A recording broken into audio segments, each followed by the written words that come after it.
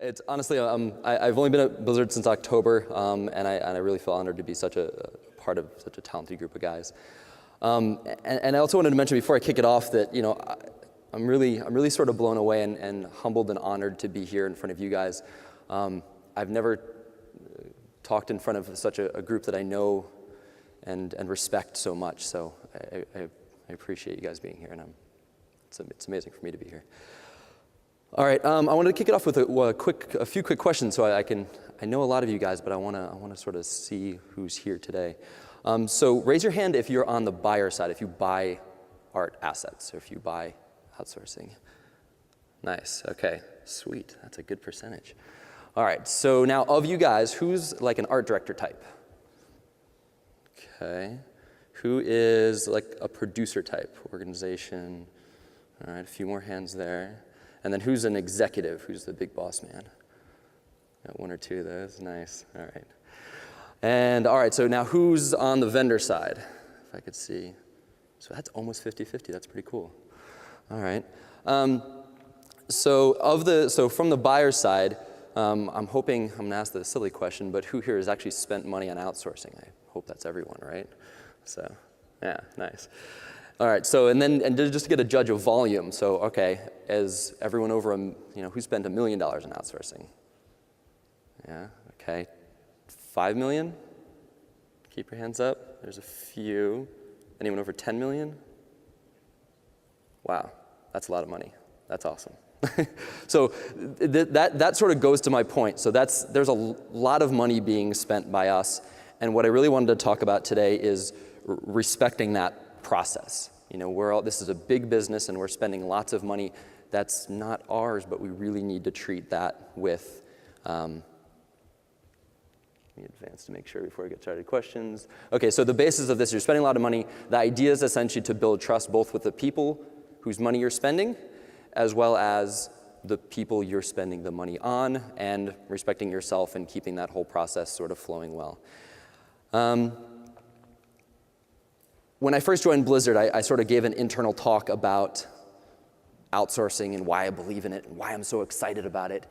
And in all the infinite wisdom of everyone in the room, they look at me, they go, yeah, Grayson, that's really cool. I believe that you have a dream about this, but you also need to make sure you have a plan. And I do have a plan, but I got so carried away, and I'm so passionate about making this work and getting so excited about it. I'm like, that's right. I need to not forget to verbalize my plan and communicate that out to everyone that I work with. So a lot of today is, yes, have a dream. I have a dream, and I also have a plan. And make sure you do the same in your outsourcing as well. Also, I make sure that, so these are sort of baseline stuff that I just wanted to mention before you even get into the real talk. But essentially, I make sure to communicate that outsourcing is not a silver bullet, and it will never be. Mainly, as part of the stuff today is essentially, it's not a silver bullet, and it doesn't always work. Be very verbal about that, and specifically in terms of firefighting. It just doesn't work that way. And I'm very clear about that to everyone who approaches me with, hey, I've got $1 million, I want to do some outsourcing. I need all this stuff done by next month. No, I'm sorry. So part of that is learn to say no, or at least not yet. Okay, cool, you have $1 million, you want all these assets, that's great, but no, next month doesn't work. Give me 3 months, give me 4 months, give me 6 months. We can make that work if we plan ahead. And so I try to always be very clear about that, and I think that's part of, I want to spend your money well, and I'm not going to blow it just because we need stuff yesterday. And the last one I'll mention before I get started, if anyone's familiar with the DISC psychological profile system, I am a high C, so get ready for data and charts and graphs. It's going to be awesome. I'm excited. Yeah, I'm a very low I. All right, let's get into it. So what I'm going to talk about today is I broke up it into 3 sections, and they might seem a little bit disconnected, but I really believe at the end of the day, these all sort of contribute to success of spending money well and success in the whole outsourcing pipeline. The first one is do your homework. So this includes the metrics of how and why you're spending the money in the first place. Number two is how I believe, or my pitch on one way to essentially build a crew or a team to treat the assets that you're paying a lot of money for with respect and deliver the product that you're spending a lot of money on. And the last one is brain science, and this maybe feels disconnected, but again, I really believe that this contributes to the success of doing your homework and setting up the crew and just making sure this whole process flows smoothly. And I geek out over it a lot. I've taken a few classes recently, and it's really interesting stuff. So I'm going to cover very briefly some cool stuff that's hopefully kind of fun. All right, so let's jump into it. So the first part is doing your homework. The idea is to spend the money smart. All right, so this is the first topic I'll mention, but this is not necessarily in any sort of priority order. I debated for a while about putting up a big chart with a world picture and like numbers per region, but I think by the time you'd get home that it'd be out of date. So essentially what I wanted to say here is there's going to be different market prices per region just by the virtue of exchange rates. There's nothing we can do about that, it just happens. But the big thing I wanted to mention here is just be aware of competitive market price per region so that if you get multiple bids from multiple vendors all over the world, bids are going to be higher, bids are going to be lower, but you want to know if that bid is high or low based on the competitive market price for that region, because that will tell you something. If you go get a bid from a region and it's wildly high, maybe you found the best guys in the region, but maybe you didn't. Either way, you should still be asking what's going on here. If you found the best guys in the region, hell yeah, you're doing great. If it's wildly low, then you got to ask the question of, wait a minute, well, am I paying you enough money so that you can hire the best talent in the market, in the region? And are you going to be around in 4 years? Because I want to build a long-term relationship. I want your studio to be healthy and continue to be around so we can continue working together for a long time.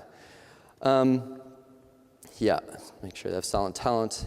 And I debated on putting the numbers up. I feel like I maybe should have. But anyway, I think there's a lot of benefit. And a lot of you guys sort of already do this naturally. But it's good to, literally, this is not even my full vendor list, but this is a portion of my vendor list. I just plotted it on a Google map. And that's sort of what it spit out. It's kind of fun. Google Maps is a great API. It's really fun. All right, moving on. So the next portion of it, I really like this. So this was done by Colin Harmon. He's a designer and art director in Atlanta, Georgia. He's on the design, illustration, sort of advertising side of things, not at all involved in games. But sort of ever since I got into the game industry, we all know about the triangle, right? Fast, cheap, or great. And ever since I've heard this story, it's essentially you get to pick two, right? And in my experience and what I've seen so far is actually you get to pick one. That's it. and I think really pushing towards, well, at least you get to pick one with the person's money you're spending. So if someone comes to me and says, okay, here's a bunch of money, we want to do a bunch of outsourcing, what I try to focus on is really being honest about my goal, that person's goal that I'm spending their money. What do they really want?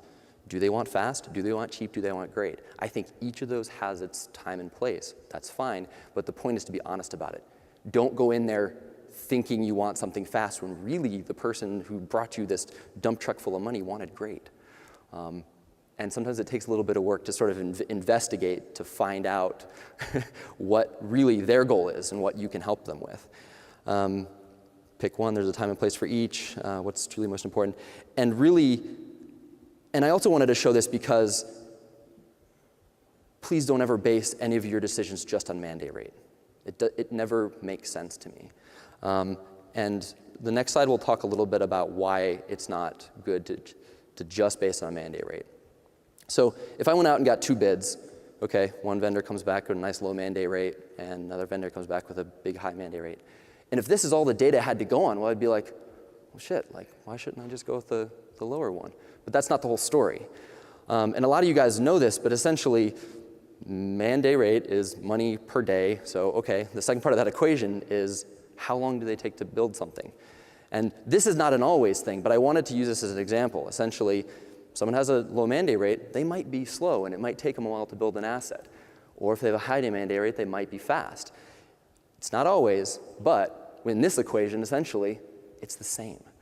And so it's an overly simplified example of don't be scared off by a high mandate rate. And don't be lured in by a low mandate rate, because at the end of the day, you might wind up paying the same. And my gut says that in a situation where you're spending lots of time on something, internally, you're going to be burning a bunch of man time, you're spending internal dollars, and then that's a whole nother story. So really, your price on the left side might be even higher because of the internal dollars spent. Let's see, yeah, don't be scared off by high. Find out your vendors, transition into contracts. Okay, so now, let's talk about contracts. So now you've found your vendors, you've got your bids, you're sort of happy what's going on. There's a whole bunch of different kinds of contracts, but I want to talk briefly about the two main types of contracts that I've seen. Fixed priced asset contracts and time and materials. So in fixed price asset contracts, essentially, pre-production is super important. If you go out without a blueprint and you ask someone to build X amount of characters for X amount of dollars and you don't give them a proper blueprint, that's bad. So pre-production is very, very important. I believe it's very efficient because it keeps a very hard light on the process for that exact same reason. You're spending X amount of dollars per asset. And if it moves one way or another, if your vendor's spending a whole bunch of extra time, if you're only paying them $4,000, if they're spending $6,000 internally, that's going to very quickly bring up that conversation from them to you going, hey, we need to talk about this. In a time and materials, that might not necessarily happen because you're just paying by the day. All right, that's fine. If a character takes 3 times as long, that's fine. But I believe in the efficiency of the fixed price. It is rigid, so be aware that if I sign up for 10 characters, it's not cool to then say, hey, could I get 5 characters and 5 vehicles? That doesn't work that way. But I'm going to talk in a second about why I believe that the rigidity is actually a strength. You can already tell which way I like, unfortunately. With time and materials, it's longer term. There is a safety to it. The vendors say, okay, well, cool, I've got a year-long contract for 6 guys or 12 guys or 30 guys, whatever it is. So it seems like a good deal. It's flexible process. So maybe if I wanted 30 characters, 5 vehicles, and then I change my mind halfway through and those numbers flip-flop, that's okay. So there is some benefit to it. And same thing, sort of flexible process and flexible output. If I wanted you to rip AO maps and I wanted you to do the characters in one way and it changes, okay, the process changes. And then flexible output, same thing with characters, vehicles. At the end of the day, it's flexible the whole way through. All right, so now I sort of already hinted at which one I like. I really like short fixed price contracts. And all the vendors are going, oh shit, Grayson, what are you doing? But I believe this is a strength, and here's why I believe this. If you treat your contracts like a sprint, and we've all done agile development, and we say, okay, my user story to you is this. Here's my blueprint. Here's what I want. Here's what we're shooting for. There's a certain amount of commitment to that. There's a certain amount of predictability to that. You know that I'm not going to come in halfway through the sprint and change up the game on you. And the reason you keep it short is so that if, in my position, I'm between the creative game development team and all you talented folks out there that are producing the assets for me. So if the creatives come to me and say, hey, we want to change it up a little bit, keep the contract short and say, I'm sorry, you can't change it up right now. Give me a month. We'll finish up this batch of work, and then we'll talk about changing that after. So that sort of goes into controlling feature creep. So it's like, hey, I want my characters to have 5 arms now. That's cool. Let's finish up the 2-armed characters, and then we'll talk about in the next contract adding the extra 6 arms or whatever it is. It controls iteration, so that if you signed up for $4,000 characters and you sort of anticipated 3 or 4 revisions, and you're coming back in at 12 revisions, first off, something's wrong. That's not good. But it also sort of encourages that conversation to say, okay, well, we're in the middle of this contract. The iterations are much higher than anticipated. you can address that problem either by saying, okay, let's see what we can do really quickly before the end of this contract and the next contract. You have the opportunity to come to me and say, Grayson, you guys are picky bastards at Blizzard. We need to talk about this before we sign another contract. So I think there's power in that, is you can come to me and be very open about like, so 4,000 characters not working. We need to talk. So I like the iteration. And the last part I wanted to mention is it forces transparency between the idea guys, the designers, the game developers, and whose money we're all spending. So if the designers are asking for 500 vehicles, in some situations, the guys actually spending the money might not know it's 500 vehicles and 0 characters. They're going, wait a minute, like, I thought the game we were making had some characters in it. So I really like that every 2, 3, 4, 5 months, I'm going back to whose money I'm spending with the designer's request saying, hey, this is what they want, this is what I'm about to spend some money on. Cool? And they go, yeah, sounds good. And so they are sort of forced to be tapped into really the asset production of it all, because sometimes even in internal development, you know, if you go on vacation for 2 weeks, you have no idea what the guys are working on. And that's sort of why I like outsourcing, because everything's locked in. Like, I know I'm spending your money, here's what I'm spending money on, here's when it's gonna come back, and as long as they're happy and you know what I'm doing, then everything's good. Let's see, hard lead into iteration, people requesting change, making sure they're in sync. Yeah, we're looking good. So, all right, so we've got these short contracts, but then all vendors are like, well, how do I stay in business? How can I hire a guy for 4 years or whatever? You know, I want to make sure that there's some sort of security here. The idea is really there's two things I wanted to talk about here is always start slow, crawl, walk, run, build up, and then keep moving. And so then the gentleman's agreement between me and everyone in this room is essentially, hey, if we're going to do work together, that one contract's cool, but I need a little bit more than that to stay in business for a long time. So the idea is start slow, build up. Once you get fast, then it's like, okay, cool, let's talk about it. Am I giving you enough feedback? Do you have enough information from me?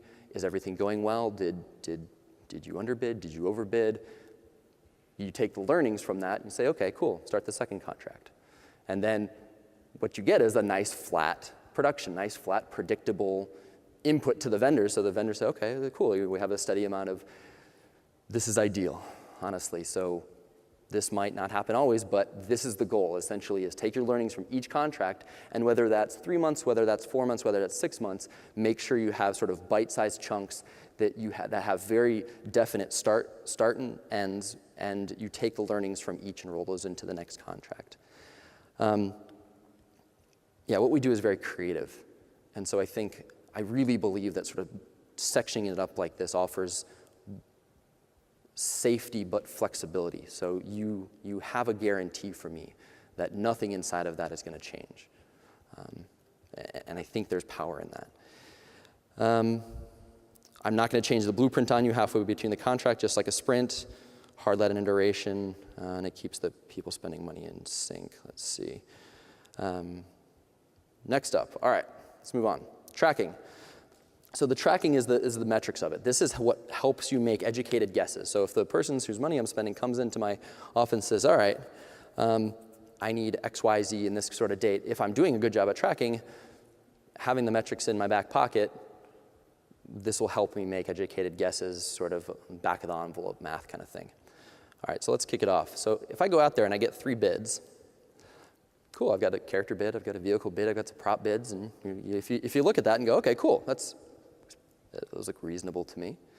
But if I'm doing a good job and I've been tracking the historical data, either if I've had multiple bids or I've had historical data from the work I've done in the past, now I look at it again and go, wait a minute, the character bid I got's a little bit low. Vehicle bid seems on contract, all right. On target, the prop bid seems a little bit high. Why? This could be 1,000 things, but essentially the character guys could be getting more efficient. It might be a new vendor, and they might have not quite understood how complicated your character was. With the props, they might have, someone might have misunderstood the documents you communicated to them. They might think that it's more complicated than it needs to be. Or that could just be the way you're trending. But either way, track this stuff. Put it on a graph and then look at it and then analyze it. Just to make sure you fully understand what's happening. It could be something you're doing. It could be just the situation. It could be just exchange rates fluctuating. So, but it's good to know this stuff. So that when someone comes in the office and says, "Wait, why are we paying double the price for our props now?" You have an understanding of why. All right, let's move on. So as part of that, okay, so cool. We've got bids back. We sort of understand what we want to do. We have a reasonable price for it. Okay, how fast can we get X of Y back? I want 50 characters I want 50 characters. How fast? Keep a good understanding of vendor holidays, vendor availability. Did EA just come in and buy like all of their time? It's good stuff to know. So keep tabs on that stuff. Bastards. No. And then average asset times, or did Blizzard come in and buy all their time? I'm sorry. Average asset times too. I mean, so all this stuff sort of leads into like, if someone walks in and says, "Hey, I want 50 vehicles," I've got the perfect team for it. But if they're on holiday and booked up by someone else, and you just made a promise that you can't keep, so keep tabs on this stuff. There's a lot of good resources out there. There's fancy ways of essentially linking in external online calendars into your Outlook so that you can view like every country's holidays in one place. Mix that with your own sort of tracking to say, hey, this vendor's booked up until this date, and they only have character artists available, whatever. So keep track of it. It's good to know so that when someone comes in, you can look at your calendar and say, okay, cool, this looks like the best vendor, and here's when they're available. So, and by the way, I should mention this, the little orange loot thing in the corner. After the presentation, I'm gonna give you a link. As soon as I get back to the office on Monday or Tuesday, you'll be able to download a bunch of cool resources about all this stuff. There'll be, I should have talked about it before, but anyway, you'll see that in the slides later. I'll put the slides up as well. It's a lot of cool Excel sheets, essentially templates that I've sort of built over the years that just sort of help track a lot of this stuff. So if I remember, I'll talk about it as we go. What is this next one? So this is, so the biggest part that me personally, I always forget about, hey, all right, how fast can we get something back, is I always forget how long legal takes. It takes a very, very long time. And you can try to work on that and optimize that process by feeding them with booze and stuff like that. But it just takes a long time. And I joke, but it's also bidding. Like it takes a week to properly say, hey, here's what I want. Ask questions. All right, cool. Here's the answer to that. And do you fully understand it? Okay. Do you feel comfortable making a bid? Okay, now make a bid for me. Does that look good? Then I need to measure it against my data. And then okay, I get back to you. It takes a week. That takes a long time. Legal takes a long time. And then counter signatures, even just for FedEx to do their thing, takes some time. You need to account for this because all of a sudden you're 2 weeks in and you promised a delivery in a month and a half. So shit, now you're down to 4 weeks. That's quick. Let's see. Okay, so now's the fun part. Now I'm going to share some super secret Blizzard information. Just kidding. I'm sorry. I can't show you anything. That is an actual Blizzard chart, unfortunately. I had to blur out everything. So the cool part about this, and as sort of part of the loot, I will give away, I've been carrying around a template with me that does track what you're seeing here. I was going to make some bad joke about Half-Life 3 that this confirms that, but anyway, it's a terrible joke.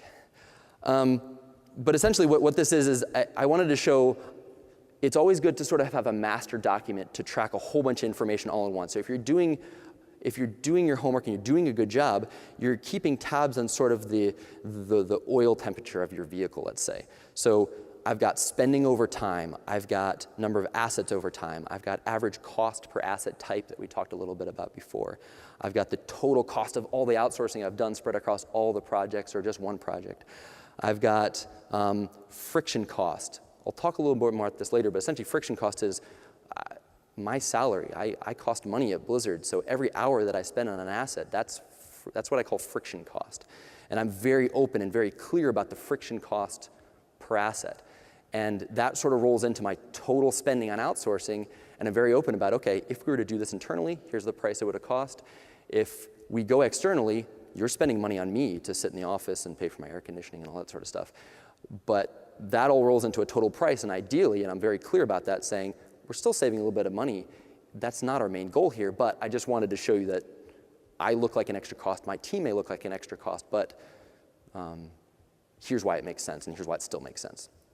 So, but we'll talk more about that later. If your friction cost ever goes over 15%, that's bad, and we'll talk about that more in the team setup section of this. All right, so why do we track all this stuff? In my understanding, in my heart, I feel like you're serving three masters. You're serving the customer, that's the game team. You're serving the financial executives, you're spending their money. These are the people, yeah, that's the millions of dollars. And then your team, so the team that you're working with, you need to be a good manager and all that sort of stuff, and you need to offer them, make sure that they're having fun and contributing to the process. All right, so the customer, it's what assets do they want, what characters, what vehicles, and when do they want it? So are they happy? Are they happy with the quality that's coming back? What do they want when?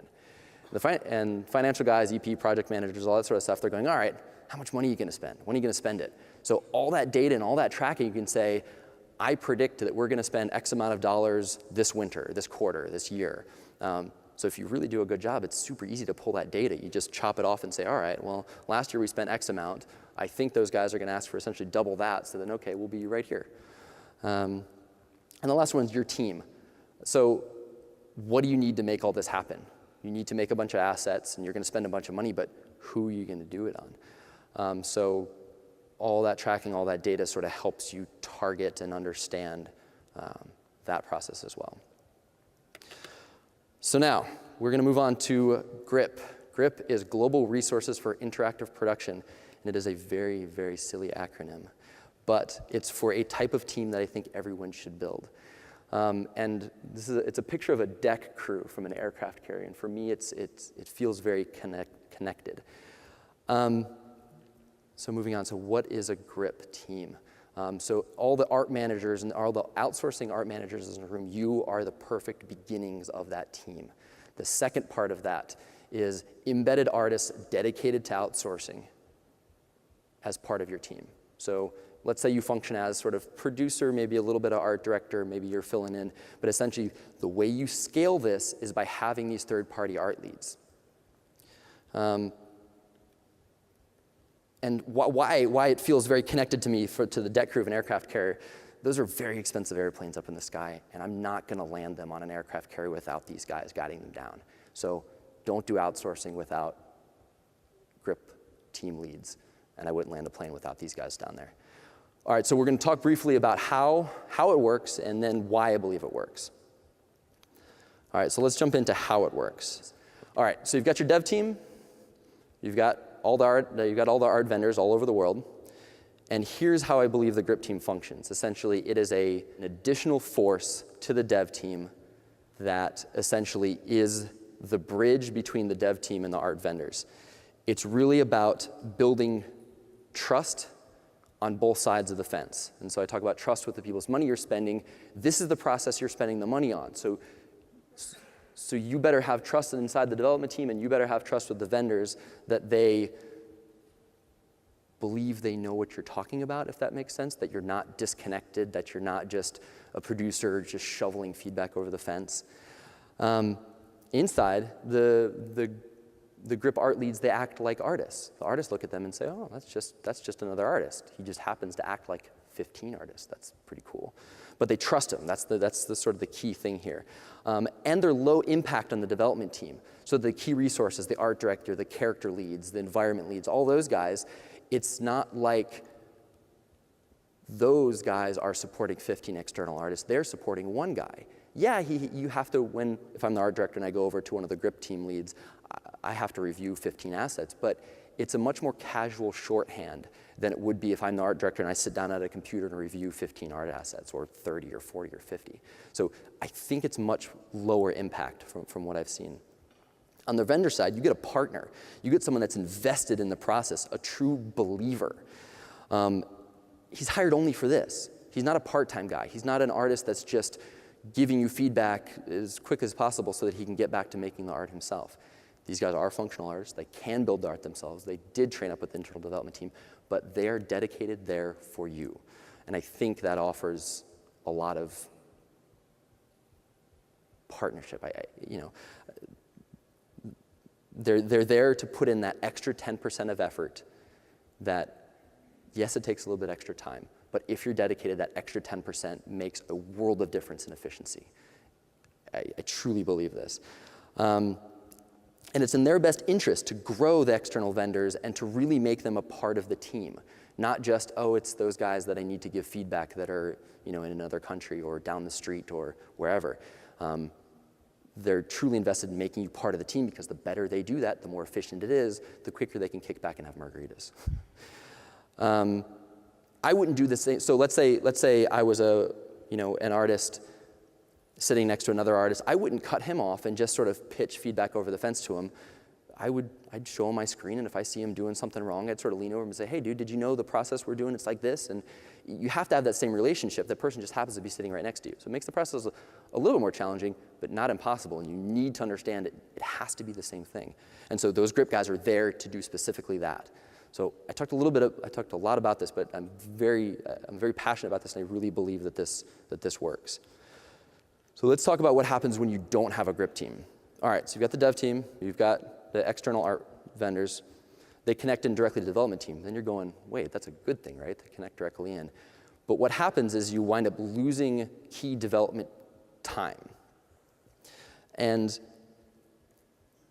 these guys, my guess is they signed up to make art. And if you then tell them to say, wait, okay, you need to then now 20% of your time, 30% of your time, 50% of the time, you need to be giving feedback to art vendors. You're going to get a mixed bag.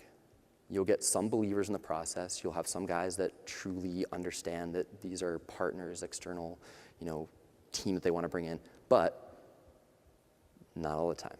So what that causes is essentially they'll just be shoveling feedback over the fence and saying, okay, I just want to get back to making my character or making my environment or lighting or whatever. And it's not their fault. They signed up to make art. And if I walked over to them and said, hey, dude, now you're doing outsourcing, it's like, well, wait a minute, that's not what I signed up for. So I'm not trying to make these guys out to be bad guys. I'm going to really butcher an Einstein quote right now, but essentially if I'm judging a fish by its ability to climb a tree, everyone in that equation is going to lose.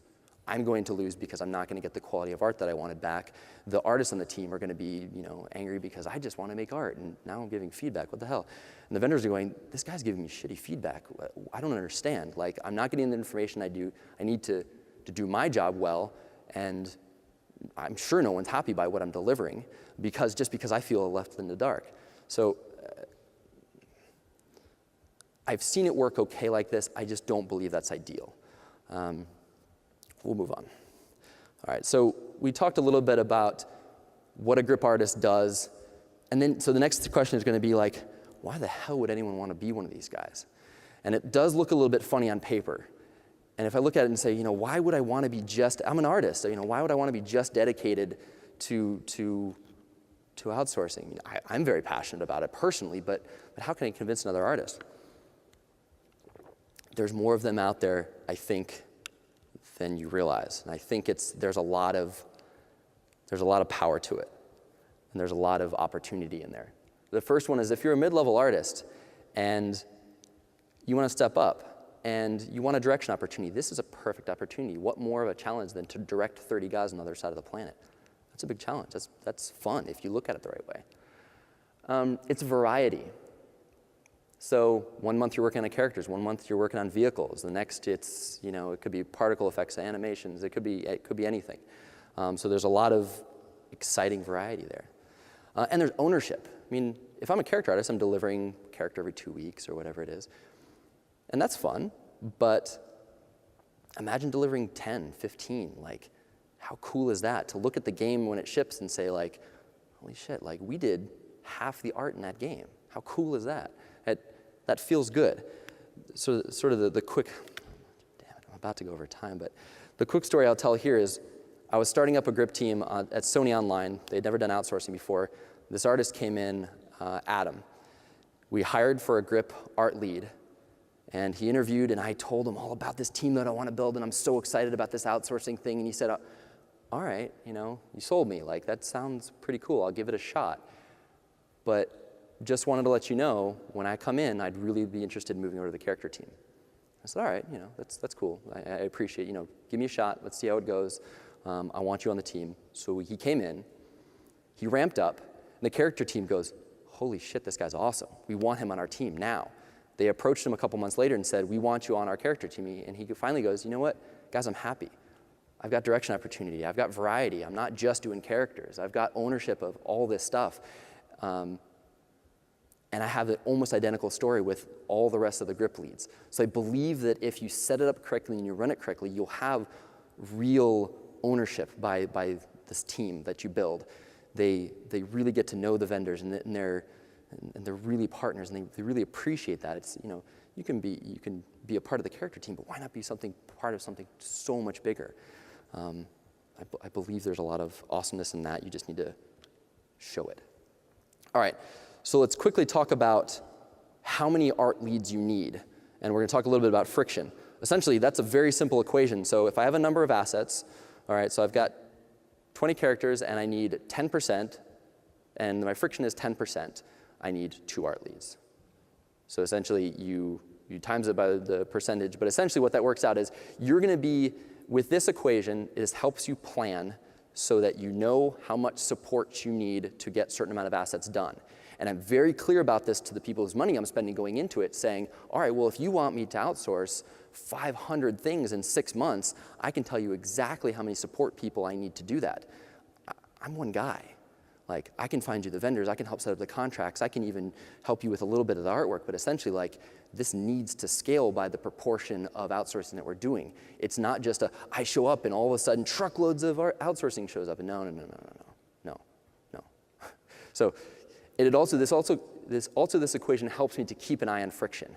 If I set a 10% friction goal and I have a certain amount of assets and I have my 2 art leads, then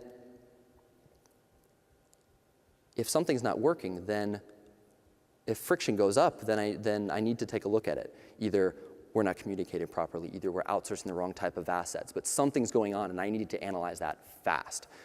So I believe that it's always good to be tracking that number. Let's see. Helps me plan and helps me keep an eye on friction. Yep. If you're over 15%, something's going wrong. 15% is my sort of take at a good number. If you're spending more than 15% of your internal time on an asset, something's going wrong. All right, let's move on. Why? Oh, there's the rest of the equation. Anyway, there's 20 assets, 10% too. All right, moving on. So why I believe it works. All right, so they're invested in the workflow. They're invested in the direction. They provide examples, and they essentially, as part of those examples, there's art examples, there's videos, there's docs, there's whatever it takes, and it's going to vary by the type of asset you're working on, the vendor you're working with, but those guys are dedicated to doing what it takes to get the information out there to make sure they're part of the team. And it's just a little bit of extra effort, and it makes such a big difference. All right, so I think we're gonna skip over this part pretty quick. So you'll recognize this from before. This is what it actually looks like. It looked initially like they're bolted on, but I essentially wanted to show that they're just embedded artists, and the other artists just see them as funny colored artists, but they connect to such a powerful resource outside of the studio. And that's why I think it's so useful, because the internal team sees them just as artists. The external team sort of taps directly into the development team without disturbing sort of the natural rhythm inside the development team. All right, let's keep moving. With no grip, and there's grip, I wanted we talked a little bit about this, but essentially you'll lose time from key assets on the team to review and feedback. Loss of flow and multitasking. Flow is very important, whether programmers or artists. If you're going through an asset and then you have to stop 75% of the way through your day to focus on feedback, that's a different story. And then you lose efficiency. And it's really easy to get into an us versus them situation. And again, it's not really their fault. It's just they weren't hired for that. They're not dedicated to it. And longer, more expensive contracts. Because of the loss of efficiency, everything's going to stretch out and you're going to spend more money. So with a grip, it's focused, efficient feedback loop. The dev team stays focused on their tasks. The grip team can take the shorthand reviews, turn them into whatever the vendor needs. I'm going to say longhand, but it doesn't need to be 1,000 times extra effort. It's whatever it takes to make them more efficient. more connected and in sync with external resources. That's great. Shorter, more efficient contracts. I believe that if you improve the friction, improve the relationship, you'll get more efficient, fast contracts. That's almost my time. Last section, this is a very short section. So to tie this all together, we need to not forget that we're dealing with humans.